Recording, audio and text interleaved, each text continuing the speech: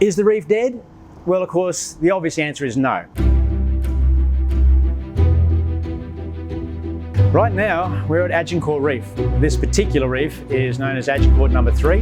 I'm Dr Glen Burns. I'm the senior marine biologist that works for Quicksilver out of Port Douglas. I want people to fall in love with this place. I've been in love with coral reefs since I was a child. And when you come out here and you spend some time in the water with us, you fall in love with the reef. And I want people to do that because let's face it, human nature, we will protect what we love. And this is why we like people to come and visit. Because as soon as they get in the water, they're flabbergasted. They're like, hang on, I heard that the Great Barrier Reef is dead, and suddenly they're in the midst of this wonderful coral garden with these massive blue branching staghorns surrounded by 1,000 chromis, these little blue damselfish. So it's obviously not dead. One of the big issues, and especially the northern section of the Great Barrier Reef, has been the bleaching events, the coral bleaching events. We had 2 very serious bleaching events in the February-March of 2016, and then again the very next year, February-March of 2017. We know that the water temperature here, for example, around the Agincourts, reaches about 30 degrees Celsius in summer. That's normal. But in those 2 summers of 2016 and 2017, the water went to 31 degrees Celsius, in some places slightly higher. And that's just too hot for the corals. When corals bleach, it's an indicator of stress.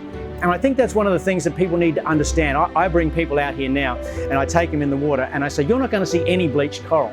Now you'll see pale corals, because some of the branching staghorn corals are sort of a pale brown colour. Some of them even have little white tips to the branches, and people go, oh, is that bleaching? I know. We haven't had any bleaching here now for 2 years. We've had 2 really good summers, so this is really good. People suddenly thought that reef was dead.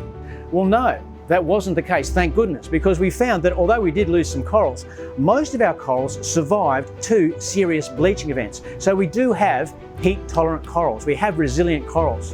And I can take you out and show you some of these colonies, some of those big blue stags, for example. One here, one there, right? They both bleached. This one survived, this one died. Same species, basically the same location, literally that far apart.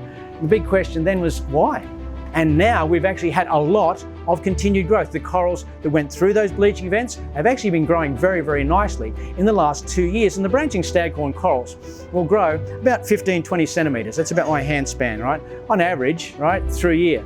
Since then, since that bleaching event of 2017, we've seen this much growth. We've got 40 centimetres of growth in some of these branching staghorns. So parts of the reef are looking absolutely beautiful. And so now we are seeing new coral colonies, and some of them are only this big, growing on those patches of coral rubble. So this gives us hope for the future, right? Having said that most of our corals survived, obviously they are the ones, right, that are going to spawn. Is that resilience, is that tolerance going to be transferred to the next generation of corals? This again gives us hope for the future. Often when I'm out there on the reef, I'll spend a lot of time diving on areas of coral rubble. Because naturally on a reef there are areas of coral rubble where old coral colonies have died and collapsed, and you get piles of coral rubble. And a lot of people say, why would you spend time looking at a pile of dead coral rubble? Well, the thing is, if you examine just say one of those pieces and look at it closely, you'll see maybe on one end it'll be a pale green colour. This is a green algae, and that green algae is photosynthesizing, producing oxygen and sugars. At the other end of that piece of dead coral rubble, you might see a little fleshy brown lump. Well, that's another algae. It's one of the foliose brown algae. Then you might see a pink coating, and that's yet another algae. It's one of the calcareous algae, one of the coralline algae. There's a thing called lithothamnium, and that secretes calcium carbonate, and that's the cement that binds all that coral rubble back into the reef structure and allows then for new coral larvae to settle out and grow. Then, of course, if you continue to look, you might see a little white tube. This is where a polychaete worm is living. Then a bit of orange. That orange is actually an encrusting sponge. You might see a little pink, crusty bit out one end. This might be a bryozoan, one of the lace corals. And they're all there on this one bit of dead coral rubble. So you hold it in your hand, you realise that it's not a bit of dead coral rubble.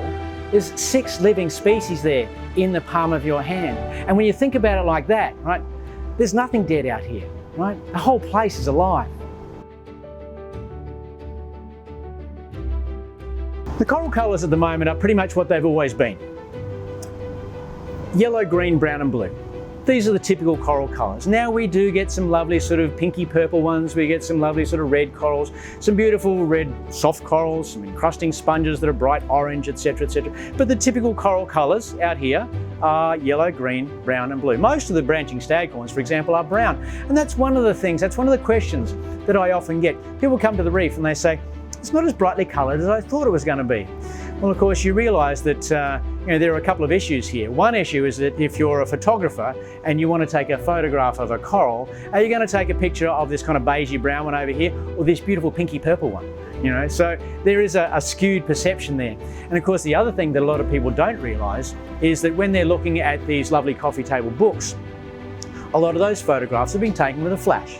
It's artificial light. It's like taking sunlight down to the coral. If you're looking at a beautiful underwater video, often the video camera has a big floodlight on top of it, which again is like taking artificial light. It's taking sunlight down to the corals. And this allows people then to see those reds, the pinks and the purples that you don't see normally under natural daylight conditions. So people have to realise that seawater is a natural colour filter. And it's like looking at everything through a blue-green filter. So if you see a pink coral and it's down deep through a few metres of seawater, if you're looking at it through a blue-green filter, what colour do you see? Basically a murky brown. And a lot of people don't realise that. So it's important that they realise that the sorts of colours they're seeing out here are natural, are normal. Now, if you want to get up into the shallows, if you get a chance to get into the shallows and you're quite close to the corals in very clear water on a bright sunny day, then yes, you will see those colours that you'll see in the coffee table books and those underwater documentaries. A lot of the brown branching staghorns out here are perfectly healthy. You get a pale brown staghorn coral with little white tips to the branches. This is the colour that it's supposed to be. Here, Agincourt Reef, where Quicksilver has the pontoon, where we're working every day, we are doing everything that we possibly can to maintain the health of our reef. One of the things we are doing is we actually have a coral rehabilitation project going on. Now, it's only small and it's happening just here beside the pontoon. This technique has been done before in Southeast Asia. It's been used in the Caribbean. First time it's been done on a commercial scale on the Great Barrier Reef is right here. What we've done is we've taken some mesh panels, some wire mesh panels, we've laid them down on patches of coral rubble where we hope to speed up the process of regeneration.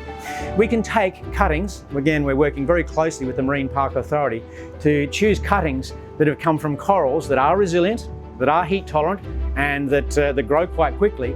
We can take those cuttings, attach them to the wire frame, they will grow. Then if you run a low voltage current through that wire mesh, you can actually stimulate the growth of the coral polyps. So we can actually double the natural growth rate, right, that these branching staghorns exhibit. So what we're hoping to do now is create a coral garden, right? We want people to come out here and enjoy the reef, and if we can help by propagating the growth of corals that have already shown themselves to be naturally resilient to heat stress, then at least this is one thing that we can do to kind of look after our own backyard. But I think for me, it's that richness of life, it's the diversity of life here.